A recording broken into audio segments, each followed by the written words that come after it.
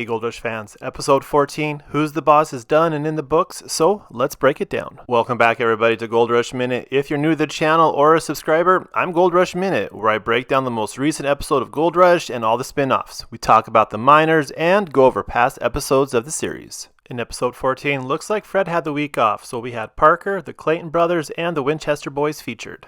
Let's start with the Clayton brothers first. So Brandon and Brady are back this episode, and looks like they made some progress. The S-Bend cut is just about out of pay dirt, and it's time to move closer to Golden Acres. So the brothers move down the claim to the Gauntlet cut, a nice chunk of ground that they're hoping is the beginning of even better gold. So bad news hits the crew early in the episode, and the Claytons, they all need to leave. With Brandon, Brady, and their sister leaving, this means Warren is running the operation by himself. Before they left though, they weren't for sure how long they were going to be, but Warren did tell them that the gold will be waiting for them when they return. So once again, this is why I'm rooting for the Clayton brothers. They know that family is more important than gold, and they'll drop what they're doing to go see their sick grandmother. Again, I'll say this, the Clayton brothers, they were raised right. So I have to give Warren a massive shout out here. Running the excavator, then jumping in the rock truck, hauling the pay, dumping it, and then repeating. This is typically a 4-man operation, but he's doing this all on his own. So the brothers are way behind in gold totals this year, and they desperately need some great gold ways. So Brandon and Brady return, and this is without their sister. They're going to help finish off the pay pile, clean up the concentrate, and then weigh some gold. So hopefully the Gauntlet cut's going to pay out for them. And this week they mined their season best 20 ounces of gold, giving them right around 58 ounces of gold for the season. Hey everybody, just want to take a moment and thank everybody that has subscribed to the channel. And if you haven't, it only takes a moment and it's free to do. Next up is Parker. So like I said in a previous video, that Gold Rush would give us a little sneak peek into his Alaskan operation. And I was right. This week it was all about his Yukon operation. With Parker being gone in Alaska and Mitch heading home to see his family, this leaves Tyson in charge. In my opinion, he is a leader, and not a fill-in, but someone that can run an operation and get the job done. So Tyson has some huge tasks to get done this week. Build a new pad, move Slucifer, and get amazing gold. Seems pretty simple, right? With Tyson being a seasoned miner, he's able to handle these tasks with ease. He recruits some new employees though, Tupper and Spencer, both having heavy equipment experience but no experience in gold mining. Needless to say, building a pad and moving Slucifer was pretty simple. They did have one small issue. When firing up the plant, there wasn't any power. Luckily, Mitch arrives early, identifies the problem, pretty simple fix, and they're back to running.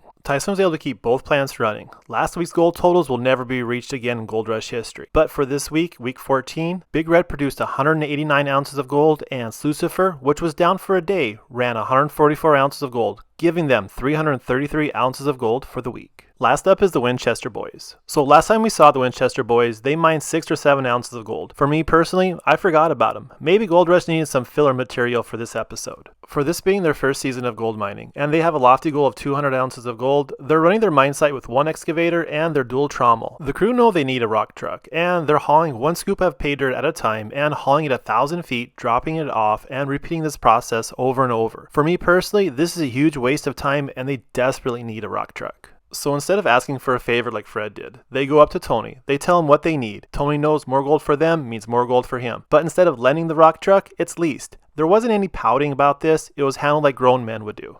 It's in my interest that you get the gold out of the cut, right? Go soon enough. Super.